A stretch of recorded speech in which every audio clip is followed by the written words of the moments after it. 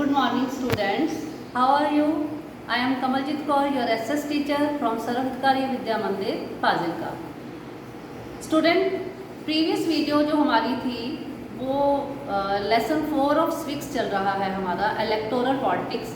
तो उसमें हमने ये डिस्कस किया था कि इलेक्शंस क्यों ज़रूरी हैं and what makes the election democratic, कि क्या क्या ऐसी कंडीशंस फुलफिल होनी चाहिए जिससे जो इलेक्शन है वो डेमोक्रेटिक इलेक्शंस बन जाए।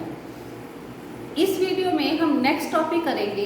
The next topic is it good to have political competition, क्योंकि अगर इलेक्शन होंगे तो वहाँ पर पॉलिटिकल कंपटीशन भी होगा, राजनीतिक कंपटीशन भी होगा।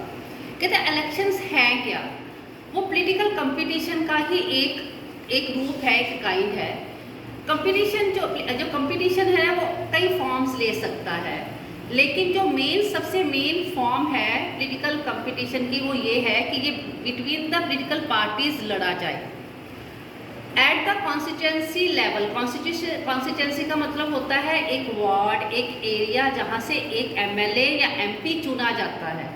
कॉन्स्टिट्यूंसी लेवल में जो ये कंपटीशन है वो सेवरल कैंडिडेट में लड़ा जाता है। पॉलिटिकल मतलब एक ही सीट के लिए अलग अलग जो पॉलिटिकल पार्टीज हैं वो अपने कैंडिडेट खड़े करते हैं।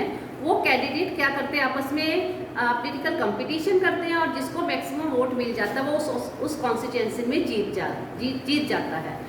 अगर ये कंपटीशन नहीं होगा तो इलेक्शन का कोई फ़ायदा नहीं है, वो पॉइंटलेस हो जाएंगे। अब नेक्स्ट हमारा ये आता है टॉपिक कि क्या पॉलिटिकल कंपटीशन गुड है, हेल्दी है। कई बार हमें ये लगता है कि पॉलिटिकल कंपटीशन के कई डीमेरिट्स हैं। अगर आपको क्वेश्चन आता है what are the demerits of political competition, उसके अवगुण क्या है। एक तो ये फैक्शनिज्म क्रिएट करता है हर लोकेलिटी में। फैक्शनिज्म मतलब ये ग्रुपिज्म क्रिएट हो जाती है।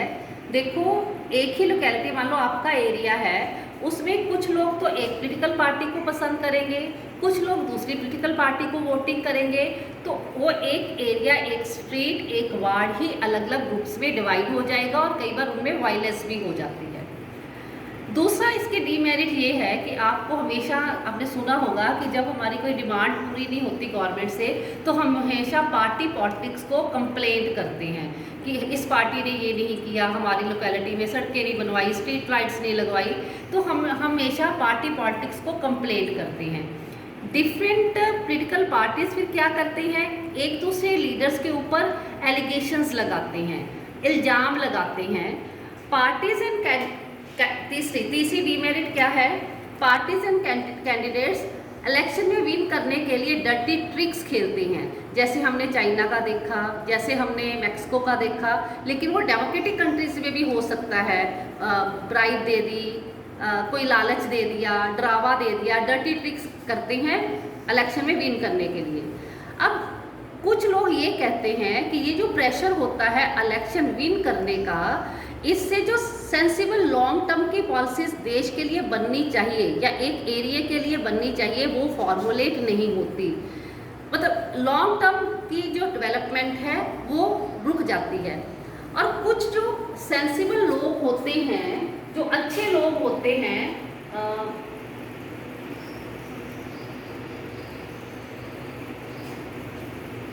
जो अच्छे लोग होते हैं वो इलेक्शन लड़ने से जो देश को सर्व करना चाहते हैं वो नॉलेजेबल भी होते हैं, उनको बहुत कंट्री को सर्व भी करना चाहते हैं, लेकिन वो पार्टी पॉलिटिक्स से पढ़ना ही नहीं चाहते। वो डरते हैं कि हम पर भी ऐसे इल्ज़ाम लगेंगे, एलिगेशंस लगेंगे, इसलिए वो क्या करते हैं, अपने आप को इस अनहेल्दी कंपटीशन से बाहर निकाल लेते हैं। तो these are the demerits of the political competition.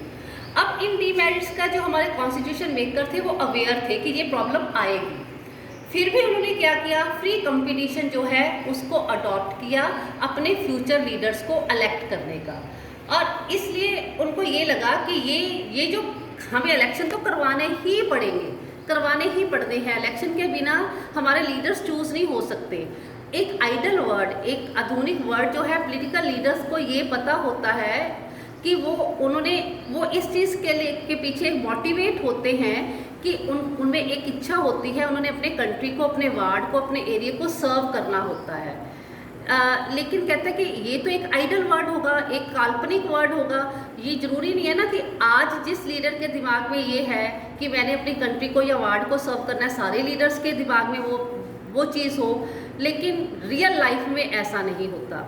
जैसे और प्रोफेशंस होते हैं, अब कोई भी प्रोफेशन, मैंने किसी भी प्रोफेशन का नाम नहीं लूँगी, वैसे तो आजकल हर प्रोफेशन ही लालची हो गया है। उसी तरह से लीडर्स भी जो हैं वो मोटिवेट होते हैं इस चीज़ के लिए कि एक बार अगर मुझे चेयर मिल गई, एक पोस्ट मिल गई, मैं इलेक्ट हो गया, हमेशा ही मेरा पॉलिटिकल कैरियर जो है वो आगे आगे जाए, मैं ही इलेक्ट होता रहूँ।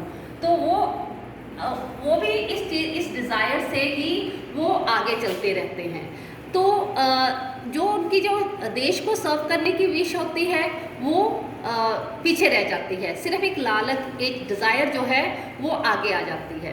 Beside even when they wish to serve, कहते अगर फिर भी वो सर्व करना चाहते हैं, they may know what is required, उनको कई बार उनको पता ही नहीं होता कि लोग क्या चाहते हैं, कंट्री क्या चाहते हैं। तो इसलिए जो वो करना चाहते हैं और जो वो लोग चाहते हैं उनमें आपस में कोई भी तालमेल नहीं बैठता, कोई भी लिंक नहीं बैठता।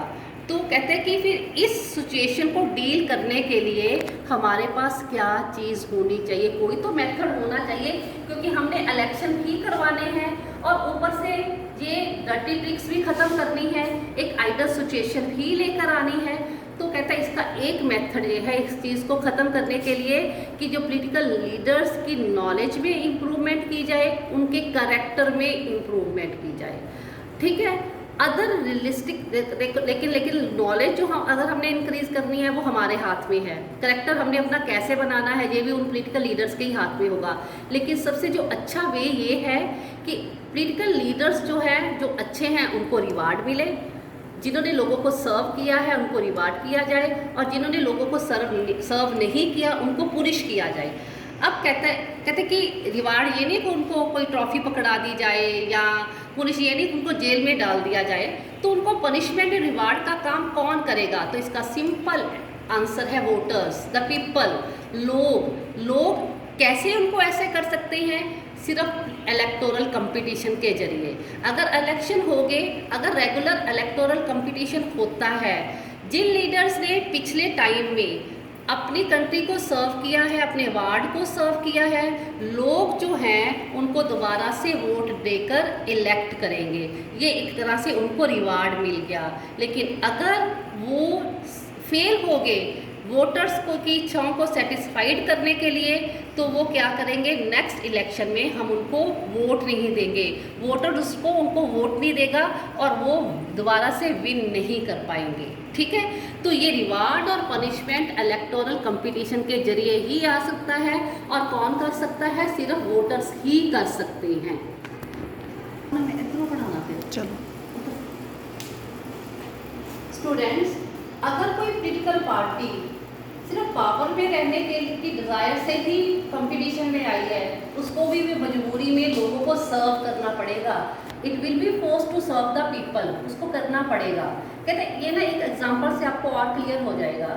मार्केट है, मान लो इफ़ ए शॉपकीपर जो है सिर्फ अपनी प्रॉफिट को देखकर ही अपना बिजनेस करता है और गुड सर्विस नहीं करता, कोई कस्टमर उसकी शॉप में आता उसको वेलकम नहीं करता, अच्छी तरह से उसको डील नहीं करता, तो कस्टमर अदर शॉप पर चला जाएगा, उसको उसने पैसे देने और चीज़ खरीदनी है। लाइक दैट अगर पॉलिटिकल कंपटीशन में अगर कोई अगलीनेस ज़्यादा आ जाती है या कोई भी लीडर गलत टैक्स अपनाता है, वो सर्व नहीं करता, तो लोगों को फोर्सिबली अदर पॉलिटिकल पार्टीज़ की तरफ जाना पड़ेगा, जो लीडर्स और पॉलिटिकल पार्टीज़ कंट्री को या वोटर को सर्व करेंगे।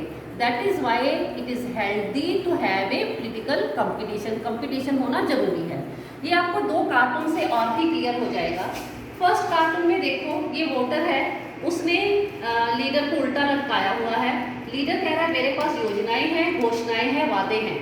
वो वोटर कह रहा है मेरे पास वोट है, अगर तूने नहीं पूरे किए या उल्ट चला मैं तुझे उल्टा लटका दूंगा, पनिशमेंट है। दूसरे कार्टून में देखो, यहाँ पर जो लीडर है वो सारे अपने प्रोमिसेस को एक, जैसे हम ये कह सकते हैं कि बोरी में डालकर कंधे पर लटका कर जा रहा है, और वोटर जो है लालची डॉग की तरह, ग्रीडी डॉग की तरह उसके पीछे पीछे आ रहा है, और वो एक एक करके उसको नीचे गिरा रहा है कि एक प्रॉमिस, दो प्रॉमिस, लेकिन अगर कोई प्रॉमिस पूरा नहीं किया, कितनी देर तक इसके पीछे भागेगा? एक दिन ऐसा आएगा इसको बाइट करेगा और उसको उल्टा लटका देगा। ये है हेल्दी कंपटीशन। क्रिटिकल कंपटीशन जो है वो हेल्दी ही होना चाहिए और बिना क्रिटिकल कंपटीशन के डेमोक्रेटिक इलेक्शन हो ही नहीं सकते। तो स्टूडेंट, नेक्स्ट जो हमारा टॉपिक है, what is our system of election? India का सिस्टम क्या है? अब हम इंडिया से रिलेटेड लेसन करेंगे। अब क्वेश्चन ये होता है कि क्या इंडिया की इलेक्शन डेमोक्रेटिक है? कहता है इसका आंसर ढूंढने से पहले हमें ये देखना पड़ेगा इंडिया में कितनी तरह की इलेक्शन होती हैं। इंडिया में 3 टाइप ऑफ गवर्नमेंट है, union government, state government and local government. तो 3 तरह की ही इलेक्शंस होंगी, लोकसभा की और विधानसभा की। विधानसभा इलेक्शन जो स्टेट लेवल की इलेक्शंस होती हैं वो यहाँ होती है रेगुलरली, ठीक है। अब यहाँ इंडिया में आपके लेसन में वैसे 2 टाइप्स की इलेक्शन क्लियर उन्होंने की है। जो इलेक्शंस तो आफ्टर एवरी 5 ईयर रेगुलरली होती हैं, 5 साल के बाद होंगी, पूरी टर्न्योर के बाद होगी, चाहे वो लोकसभा की हो, मतलब सेंटर की हो, चाहे वो किसी स्टेट की हो। That elections are called general elections. ये आपको क्वेश्चन भी आ सकता है, what do you mean by general election? The election which are held after every 5 year, it is called general election. और ये इलेक्शन जो है सारी कॉन्स्टिट्यूएंसीज में सेम टाइम भी हो सकते हैं या कुछ दिन के डिफरेंसेस में भी हो सकते हैं, क्योंकि इंडिया बहुत ज़्यादा बड़ा है। कई बार क्या होता है, किसी एक कॉन्स्टिट्यूएंसी में किसी एक लीडर की डेथ हो जाती है या वो रिज़ाइन दे देता है, मेंबर या डेथ हो जाती है या वो रिज़ाइन दे देता है, तो उसकी एक वेकेंट सीट के लिए सिर्फ उस कॉन्स्टिट्यूएंसी में ही इलेक्शन होगी। उस इलेक्शन को बाय इलेक्शन कहते हैं, उपचुनाव कहते हैं, ठीक है। इस इलेक्शन में हम सिर्फ जनरल इलेक्शन के ऊपर ही फोकस करेंगे, जो इलेक्शन जो है 5 साल के बाद होते हैं। अब हम स्टेप बाय स्टेप इंडिया की इलेक्शन के बारे में करेंगे। सबसे पहले इंडिया में इलेक्टोरल कॉन्स्टिट्यूएंसीज बनाई जाती हैं। राजनीतिक निर्वाचन क्षेत्र को डिसाइड किया जाता है। देखो, हमने जब ये लेसन स्टार्ट किया था तो हरियाणा की इलेक्शन से किया था। हरियाणा की लेजिस्लेटिव असेंबली की इलेक्शन थी, स्टेट की असेंबली की इलेक्शन थी, तो उसमें 90 MLAs को उन्होंने चुनना था। कहते ये तो है नहीं कि जो आपको दिमाग में भी होगा कि सारे के सारे जो वोटर हैं हरियाणा के वो 90 बार वोटिंग करके, नो। होता क्या है, पूरे हरियाणा को वो क्या कर लेते हैं, यहाँ हरियाणा का एग्जाम्पल है, सारी स्टेट को, और अगर लोकसभा के इलेक्शन होंगे तो सारी कंट्री को, वो ज्योग्राफी वाइज पूरे हरियाणा को 90 कॉन्स्टिट्यूएंसीज में डिवाइड कर लेंगे, एरिया वाइज, ठीक है। जो भी उनको प्रॉपरली वे से उन्होंने इलेक्शन करवाने से, तो एक निर्वाचन, मतलब एक जहाँ से एक लीडर चुना जाएगा, एक MLA चुना जाएगा, उसको क्या बोला जाएगा? Electoral constituencies. मतलब जो एरिया होंगे 90 एरिया, मतलब हरियाणा में कितनी कॉन्स्टिट्यूएंसीज हैं? 90 इलेक्शन कॉन्स्टिट्यूएंसीज हैं। जो वोटर उस एक कॉन्स्टिट्यूएंसीज में रहता है, एक एरिया में रहता है, वो अपने एरिया में ही वोटिंग करेगा, ठीक है। मान लो हम ए कॉन्स्टिट्यूएंसी में रहते हैं तो हम ए में, मतलब मैं वोटर हूँ हरियाणा की, ए कॉन्स्टिट्यूएंसी में रहती तो ए में ही वोटिंग करूँगी। उसी तरह से लोकसभा की इलेक्शन के लिए, क्योंकि लोकसभा में टोटल 550 वैसे मेंबर्स होते हैं, जो इलेक्टेड मेंबर्स होते हैं वो 543 होते हैं। पूरे कंट्री को मेंबर ऑफ पार्लियामेंट चुनने के लिए पूरे कंट्री को 543 जोग्राफिकल एरिया में डिवाइड कर दिया जाएगा, ठीक है। तो उस एक कॉन्स्टिट्यूएंसी क्या मानी जाएगी? इलेक्टोरल कॉन्स्टिट्यूएंसी मानी जाएगी। हम जिस, मतलब हम पंजाब में हैं तो हम अपने एरिया में ही वोटिंग करेंगे, ओके। ये रफली देखा जाएगा कि एक एरिया में almost same population, number of population रहता हो, ज़्यादा फर्क ना हो। चलो कुछ परसेंट की फर्क होता है तो डोंट वरी, उसमें कोई फ़र्क नहीं होता। स्टेट और ईच स्टेट को specific number of assembly constituencies में भी डिवाइड कर लिया जाता है। तो उसमें हम MLA चुनते हैं और कहते हैं कि इसके अलावा सेम प्रिंसिपल अडॉप्ट होगा लोकल गवर्नमेंट पर। अगर हम विलेज में रहते हैं तो उस विलेज को सेवरल वार्ड में डिवाइड कर दिया जाएगा, एक सरपंच चुनेंगे, बाकी पंच चुन लेंगे। इसी तरह से अगर हम टाउन्स में रहते हैं, अर्बन एरिया में रहते हैं, तो म्यूनसिपल कमेटी की इलेक्शंस होंगी जिसको हम MC कहते हैं। हम जिस वार्ड में रहते होंगे उस वार्ड में ही वोटिंग करेंगे और उसके ही एमसी को चुनेंगे, क्योंकि हम अर्बन एरिया में हैं, शहर में हैं, तो जो आप कुछ बच्चे जो आपके विलेजेस से भी बिलोंग होंगे, तो जिस वार्ड से आपके पेरेंट्स या वोटर्स जो हैं वो जिस वार्ड में होंगे वहाँ से ही वो वोटिंग करेंगे। समटाइम दीज कॉन्स्टिट्यूएंसीज को सीट्स के नाम से भी जाना जाता है। कई बार हम कहते हैं ना कि इस पार्टी ने इतनी सीटें जीत ली। सीट का मतलब उसने इतनी इलेक्टोरल कंपटीशन कॉन्स्टिट्यूएंसी से वो जीतता है, मतलब इतनी सीट से वो जीतता है। फॉर एग्जांपल, जब हम ये कहते हैं कि लोकदल ने 90 में से कितनी सीट्स जीत ली, 60 सीट्स जीत ली हरियाणा में, इट मीन्स लोकदल ने 60 इलेक्टोरल कॉन्स्टिट्यूएंसीज में से जो सक्सेस जो है, जो वोटिंग जो है वो हासिल की है, उसको 60 सीट्स मिल गई। तो this is the electoral constituency. तो स्टूडेंट्स, आज के वीडियो में इतना ही। मैंने PDF सेंड कर दिया है, आप उन क्वेश्चन को अपनी नोटबुक्स में लिखना, याद भी करना। कोई भी प्रॉब्लम होगी तो हम डाउट क्लास में उसको सॉल्व कर लेंगे। Okay, stay home, stay safe.